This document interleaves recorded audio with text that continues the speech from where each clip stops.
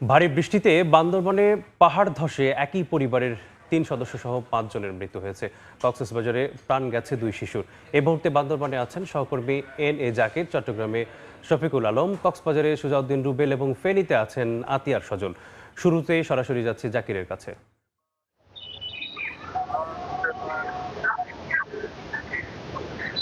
টানা কয়েকদিনের প্রবল ভারী বর্ষণের কারণে বান্দরবানের লাভা উপজেলার আজিজনগর ইউনিয়নের একই পাড়ায় পৃথক দুটি পাহাড় ধসের ঘটনা ঘটেছে এবং এই পৃথক দুটি ঘটনায় পৃথক দুটি পরিবারের ৫ জন মানুষ নিহত হয়েছে।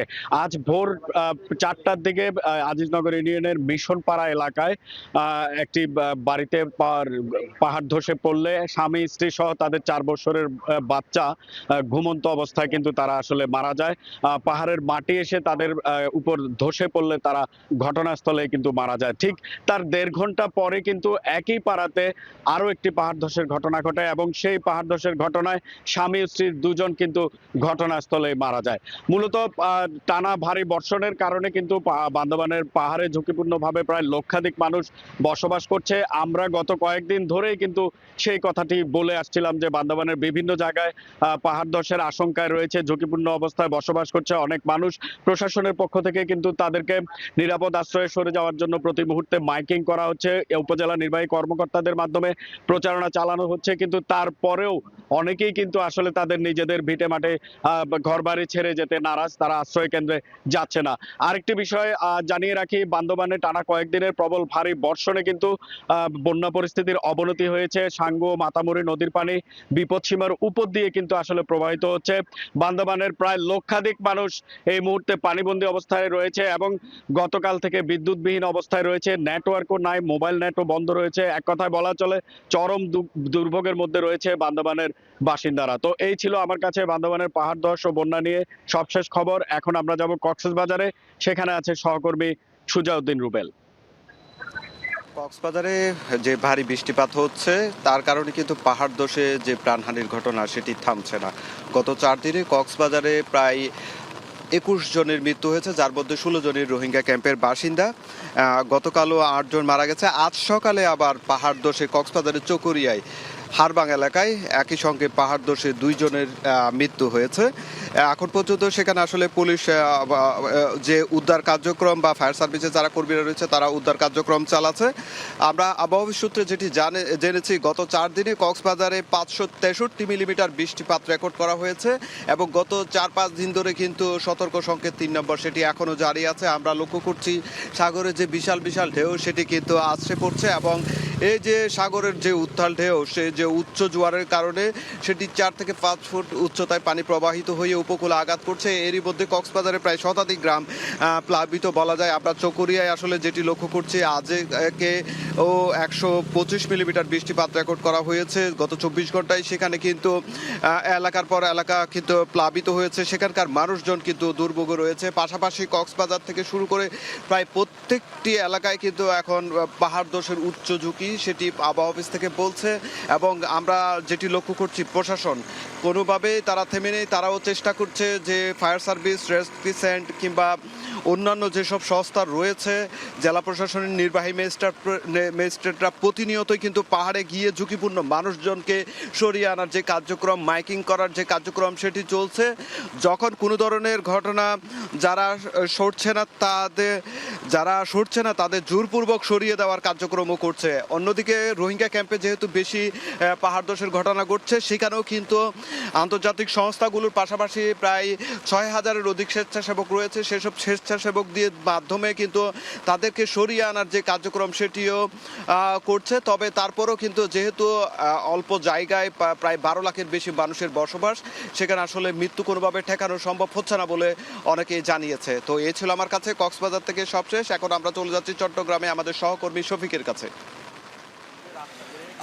আমরা দীর্ঘ 5 দিন পর একটু আবহাওয়া একটু ভালো দেখা যাচ্ছে, অর্থাৎ সকাল থেকে যে মুষলধারে বৃষ্টি ছিল সেটি বন্ধ হয়ে গেছে। এখন গুড়ি গুড়ি বৃষ্টি হচ্ছে বিভিন্ন জায়গায়, তারপরেও যে নিচু এলাকাগুলো রয়েছে সেখানে কিন্তু পানি এখনো জমে আছে। যদিও জিসি মোড় ওয়াসা 2 নম্বর গেট সহ যেখানে বেশি পানি উঠে সেখানে কিন্তু পানি উঠেনি, এই কাতালগঞ্জ চকবাদা এলাকা পানি উঠেছে।